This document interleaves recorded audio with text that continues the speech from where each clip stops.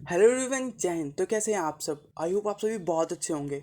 आज मैं आप सभी के सामने एक बहुत इंपॉर्टेंट टॉपिक जो कि सिविल सर्विस एग्जामिनेशन में एक बहुत ज़्यादा अपनी इंपॉर्टेंस रखता है और बहुत सारे लोगों का ये सर दर्द बन चुका है, राइट। और सबसे ज़्यादा बिगिनर्स को ये तंग करता है कि हम आंसर राइटिंग को कैसे शुरू करें। आंसर राइटिंग में बहुत सारे डाउट्स रहते हैं, बहुत सारी चीज़ों को हम क्लैरिफाई कैसे करते चलें अपने माइंड में, ताकि हम प्रीलिम्स एग्जामिनेशन तक पहुँचते पहुँचते एक मेंस पेपर तो लिखने लायक बन जाएं।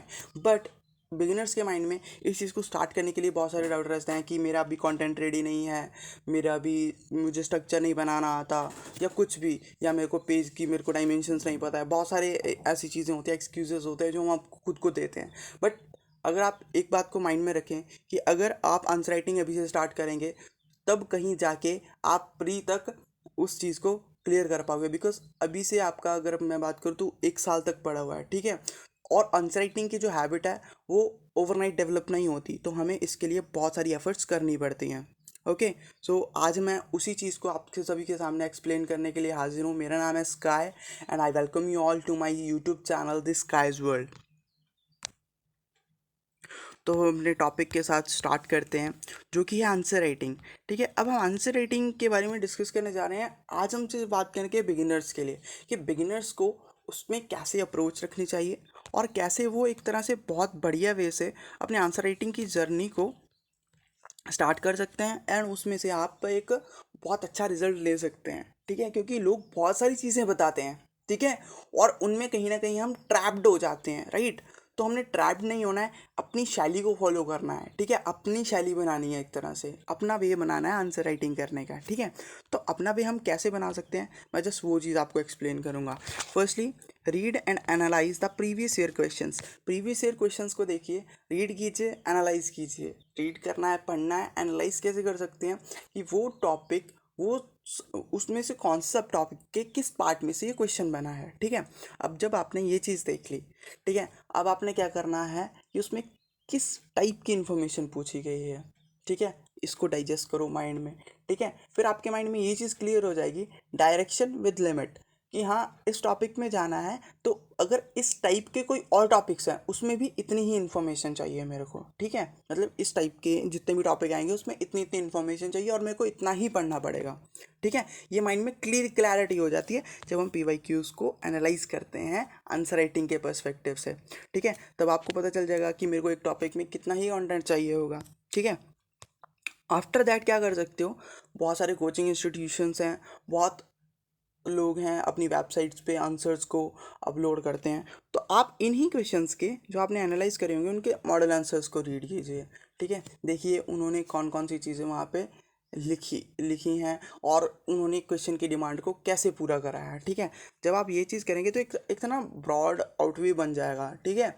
मतलब बॉर्डर बन जाएगा कि यहाँ से बाहर मैंने नहीं जाना है, इतनी चीज़ें ऐसे यहाँ पे करनी है, ठीक है। मतलब ये बनता जाएगा जब आप ये चीज़ पढ़ रहे हो, ये स्टेप वाइज चीज़ें होंगी। अगर आप स्टेप मिस करेंगे तो दिक्कत आपको ही होगी, ठीक है, क्योंकि आप एक बेसिक खो देंगे इसका। आफ्टर दैट क्या कर सकते हो, देखो अब जब हम इसको रीड करते हैं ना तो इतना माइंड में फिक्स नहीं होता, ठीक है। बट हाँ ऐसे कर सकते हो आप कि आंसर्स को एज इट इज़ लिख लो, जैसे हैं वो वैसे के वैसे ही लिख लो, ठीक है। इससे बताऊँ क्या होगा कि आपका माइंड में ना जब हम कोई चीज़ लिख लेते हैं तो एक तरह से इम्प्रिंट हो जाती है back of the mind, subconscious mind में वो चीज़ इम्प्रिंट हो जाती है।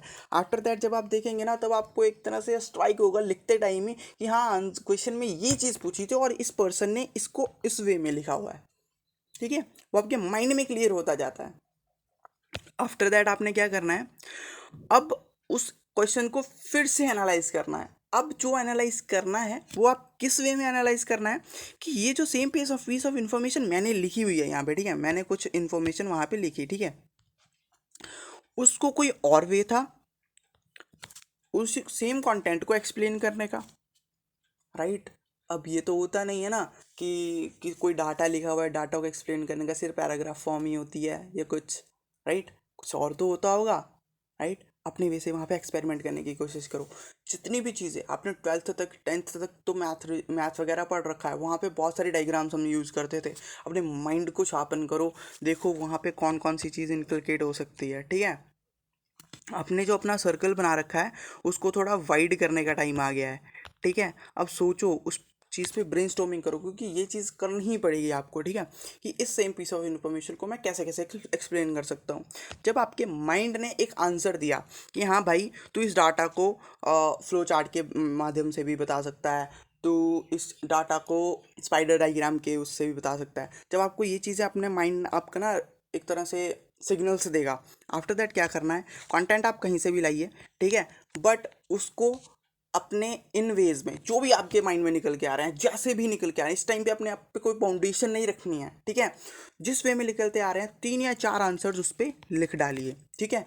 अब आपने वहाँ पे एक तरह से पुट इन अपने हार्डवर्क पुट करना है और 3 या 4 आंसर्स लिखने हैं, ठीक है। अब इन आंसर्स को, ये तो आपने क्या करा, जो आपके एक्सपीरियंसेस थे, जो लाइफ में आपने सीखा था, जो भी चीज़ें थी आपने वहाँ पे लगा डाली बस, राइट, कि मैंने अब यहाँ से एक बहुत बेस्ट पॉसिबल आउटपुट लेके ही आना है, ठीक है। अब अपने माइंड में ये चीज़ सोची एंड आपने लगा दी यहाँ पे, बट राइट नाउ क्या प्रॉब्लम हो जाती है, ये तो हमारी पर्सनल परसेप्शन है, हमने अपने वे से चीज़ों को इवॉल्व करा है। अब हमें थोड़ा एग्जाम पर्सपेक्टिव से जाना है, वो कैसे होगा, टॉपर्स की कॉपी देखिए कि टॉपर्स ने सेम टाइप के क्वेश्चंस को कैसे अप्रोच करा है, तब आपको अपनी थोड़ी गलतियाँ दिखेंगी, ठीक है, क्योंकि टॉपर्स ने जो आंसर लिखे होते हैं वो प्योरली एग्ज़ाम की डिमांड के अकॉर्डिंग होते हैं, ठीक है। जब एग्ज़ाम की डिमांड और आपकी स्ट्रेंथ मिल जाते हैं ना, तब जो कॉम्बिनेशन बनता है वो होता है एक सुपर कॉम्बिनेशन, ठीक है। क्या कहा मैंने, आपकी स्ट्रेंथ्स प्लस एग्ज़ाम की डिमांड जब ये मिल जाती हैं तो ये एक सुपर कॉम्बिनेशन बन जाता है, ठीक है। आपको यही चीज़ करनी है, यहाँ तक आप पहुँचे, आपने अपनी स्ट्रेंथ्स जितनी भी थी आपने यहाँ पे इन्वेस्ट कर डाली हैं, ठीक है।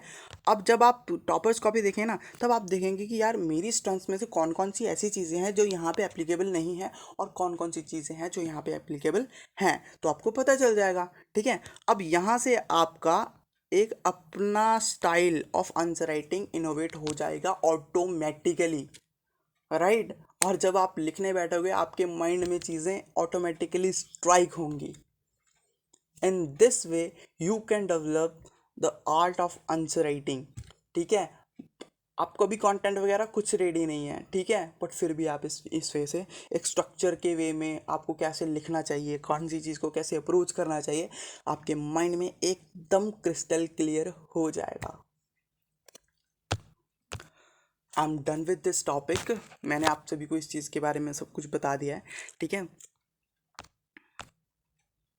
अगर आप वीडियो के हिस्से तक पहुँचे हैं, thank you so much for watching. If you like the information in this video, please do like, share and subscribe my YouTube channel. You can also follow me on Instagram and Telegram. I'll give the links in description and also in pinned comments. So मिलते हैं next video में civil services examinations के regarding एक और important topic के साथ, जो आपकी प्रिपरेशन को एक तरह से बूस्टअप कर सकेगा। तब तक के लिए बाय, टेक केयर एंड जय हिंद।